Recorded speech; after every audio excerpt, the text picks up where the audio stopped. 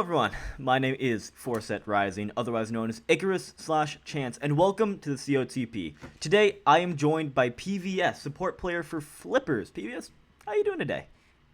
I'm all right. It's a little rainy out, so it's not the most beautiful day, but it happens. It's raining here right now as well. Dead poor outside, so I definitely feel that. But to start it off, I'm going to get into the games from both day 1 and 2. Tell me, how did you and the team feel after losing to YBN1 day 1? I mean, it was definitely kind of a slap in the face, considering the whole waiting an hour for the staff to, you know, dish out penalties and tell us what to do. So I Right. think we were a little bit cold and hungry and thirsty. What happened with that? So the enemy team didn't know it was a rolling start, so they were like 42 minutes late. Uh, I'd say not optimal since they get to have a break and eat Yeah. while we're sitting at our computers waiting. Which what can you do about it? What can you do? How did the rebound feel like going into day 2 after that loss? Oh, it was good. I don't think we were too worried about what was it, prosperity. Yeah. I think we had a pretty good plan going into their series. We didn't even prep for the other team, which it got a little scary when the Emerald team took a game, but Yeah, I it mean, turned out okay. some of these Emerald and Plat teams were taking games off, right? I mean, we saw, what was it? Oh, God. Second, not second seed, seventh seed, sixth seed, right? Lose and then drop out of the tournament. What was it? Contingent, right? Yeah, that was the five challenger subs that none of them played last Yeah, year. yeah. The fake six. So we did see some of these, quote unquote shitters pull out some good games here. What do you think went wrong though in the YBN1 matches? Was it just the hunger and the fatigue, or was it something else? I think we didn't prep very well. I think we kind of self-banned ourselves, especially on blue side, taking out Aurora, which is just a mistake when we have two mid laners that play it religiously. Uh, we banned out our own flex picks, and we put too much priority on Cassante, which, that champ sucks. So He's not as strong as he used to be. Um, if you could have done anything differently in those games, like that ban phase, what do you think you would have done as a team? I think we should have played towards our strengths more. And believe in game two, we did a lane swap, which we haven't really practiced as a team too much with our, you know, two full scrims as a team. Yeah, two full scrims. Do you mind elaborating on that a little bit? So we didn't really talk about scheduling and availability when we were creating the team. So we kind of ended up being only available one day a week. Got Even it. on weekends, like we have to sub our mid in and out. Got it. Has that added any extra difficulties, do you think, to your team? I think the comms are much different. I think both CK and Aj are or sorry, AJ are mechanically very good, but the comms are definitely different. I think AJ is much more demanding with what he needs in a game, which I like. It takes some of the onus off of me shot calling. Right. And as a support, shot calling is definitely one of your biggest roles when it comes to these team fights. Do you think of yourself more as an end game leader? No, I think that's my weakness as a player. Honestly, I Got think it.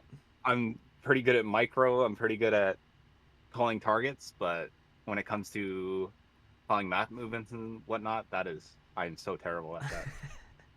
Looking ahead to your next matchups, you're going to be facing Citadel and the loser of C56, which is either going to be Viego or Apex, uh, the team. What are you looking towards as the strong spot for your team, and what are you looking at as some of the weaknesses that you can maybe hit for these teams? I think in the prosperity game, we found a lot of success playing just to our solo laners, just kind of not doing a ton bot. I talked to the enemy AD carry, and they were surprised that I just did nothing because that is the opposite of what I normally do. Right. You are known Um, as a very aggressive support player. Typically, yes, I will take really dumb trades sometimes, but I will take lots of Right. them. I think Lance and Aj can both carry the game very well. So I think we just put a lot of resources into them, and I think it should be winnable every game. Is that how you're gonna beat Citadel? I think that's the general idea. I don't think we're gonna play through bot super hard. I'm not gonna say exactly what we're picking and whatnot, Of but course, of course. I think top and mid are a very big part of our strategy. No, I mean that makes complete sense. You have very good solo laners. Um, Getting into more about yourself though, how would you rate yourself amongst the support players in the league right now? You are peaking after all in solo queue. You did hit your top rank recently. Yay. Um, so how would you say you rank amongst the other supports? Uh, I'd still say I'm towards the middle of the pack in OQ. I think if it was a traditional 32 seed, I'd be 16th, 17th, somewhere in that range. Got it. I think there's a lot of fraud supports in OQ though, so Any names you want to shout out? uh, uh, you know, No worries, no worries. We can move on.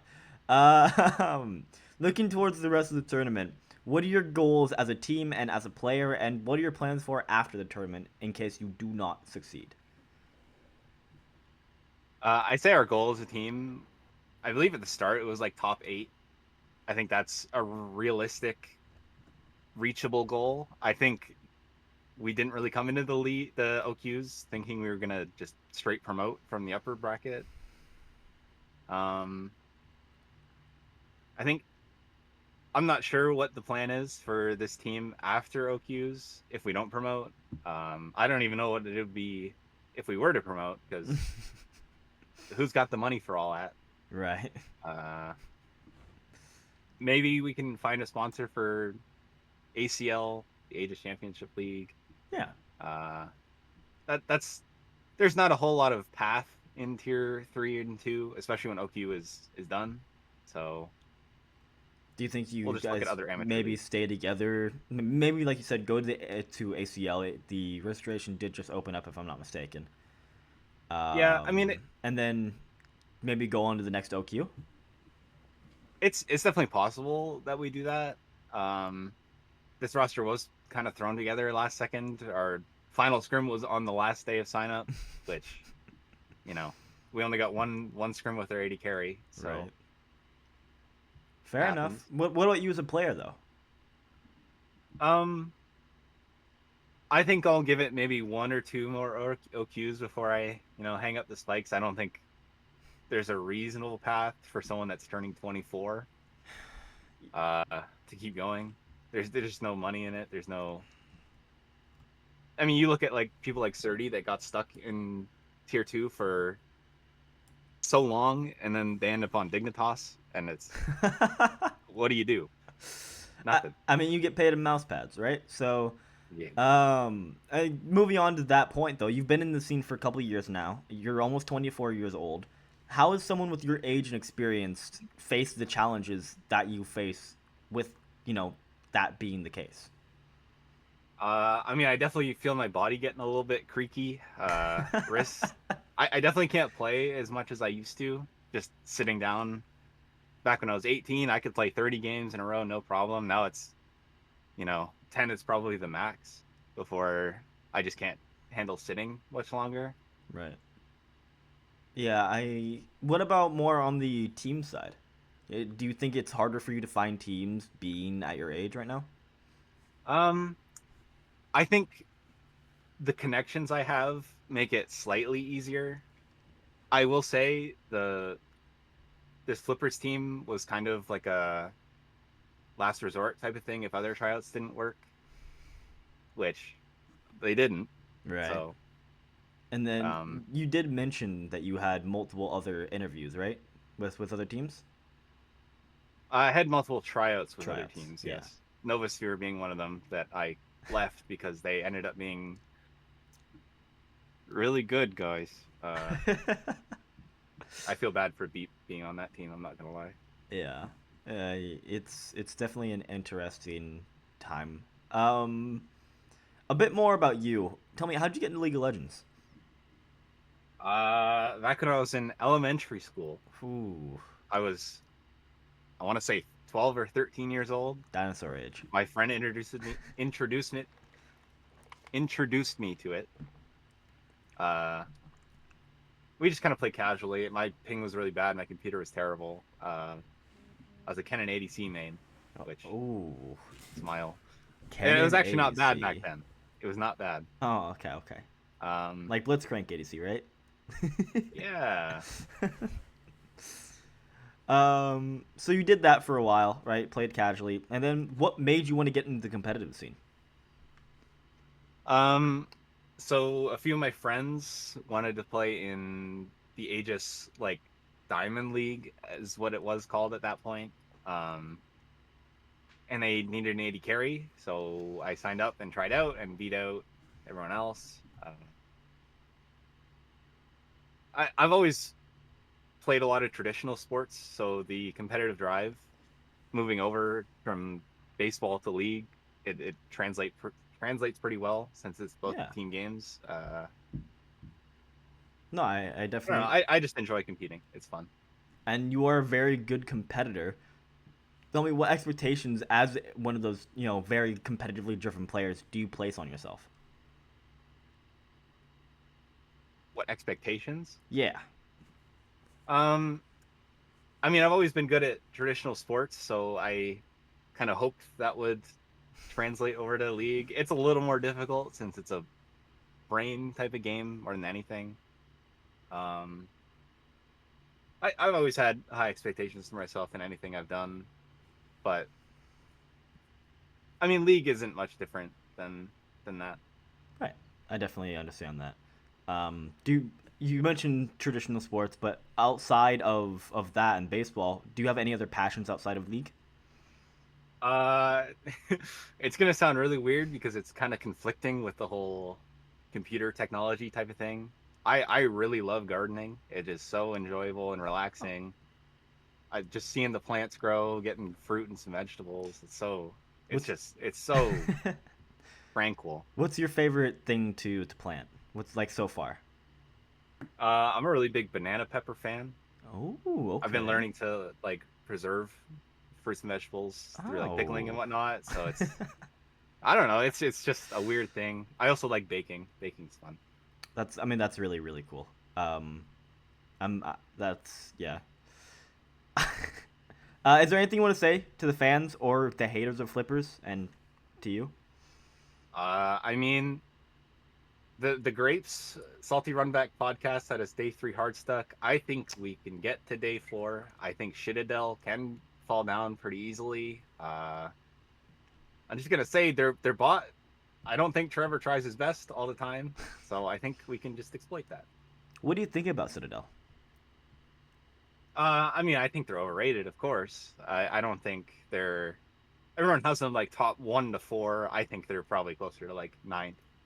Really? I think there's a lot of other OQ teams that are. They have better younger prospects that should be able to take their place. Fair enough. And of course, you're predicting yourself to beat them, right?